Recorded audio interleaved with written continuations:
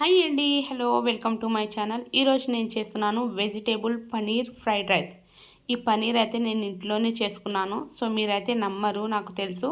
ఒక క్యారెట్, ఒక క్యాప్సికమ్, ఒక టమాటో, ఒక ఆనియన్, కొన్ని గ్రీన్ చిల్లీస్, ఒక పొటాటో, రైస్ తీసుకున్నాను ఇక్కడ. సో ఇక్కడ ఒక గిన్నె పెట్టేసి ఆయిల్ వేసాను.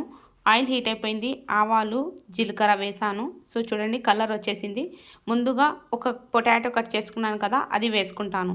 వేసేసి 1 నిమిషం వరకు ఇలా ఫ్రై చేసుకుంటాను. కొద్దిగా హింగువ వేసుకోండి, టేస్ట్ బాగుంటుంది. సో పొటాటో ముక్కలు చిన్న చిన్నగా కట్ చేసుకోవాలి. 1 నిమిషం తర్వాత క్యారెట్ వేసాను. క్యారెట్ వేసి మళ్ళీ 1 నిమిషం, టోటల్గా 2 నిమిషాలు అయిపోయాయి ఇప్పటి వరకు. ఇలా ఫ్రై చేసుకున్నాను.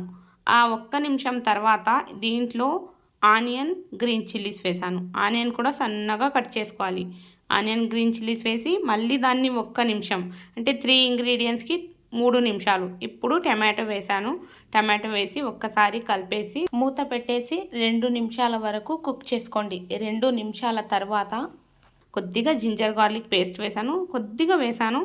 ఒక క్యాప్సికమ్ కట్ చేసి వేసుకున్నాను. సో దీంట్లో రెడ్ చిల్లీ పౌడర్ వేసాను, పసుపు వేసాను, అండ్ వేసేసి దీంట్లో సాల్ట్ వేసాను. వేసి మంచిగా కలుపుకొని ఓన్లీ 2 నిమిషాలు. కొద్దిగా ధనియాల పొడి ఉంటే వేసుకోండి, లేదంటే స్కిప్ చేసేయండి. సో నేనైతే ధనియాల పొడి వేసాను. 2 నిమిషాల తర్వాత దీంట్లో నేను వేసుకుంటాను పనీర్. ఇదైతే హోమ్ మేడ్ పనీర్, ముందుగానే చెప్తున్నాను. నేను పాలు పగిలిపోతే ఇంట్లోనే కొద్దిగా చేసుకున్నాను. సో ఇంతే వచ్చేసింది, అది మొత్తం వేసేసాను. సో పన్నీర్ వేసేసి 1 నిమిషం తర్వాత సన్నగా కట్ చేసుకున్న కొత్తిమీర వేస్తున్నాను. ఇలా వేసేసి ఒకసారి కలిపేసి ఇప్పుడు డైరెక్ట్గా రైస్ వేసి కలుపుకోండి. మీరు ఉదయం లేచి నాస్టా సపరేట్గా చేయాలి, లంచ్ చేయాలి అనే ఇబ్బంది లేకుండా డైరెక్ట్గా ఇది చేస్తే పిల్లలు నాస్టాలో కూడా తింటారు, లంచ్ బాక్స్లో కూడా ఇవ్వచ్చు.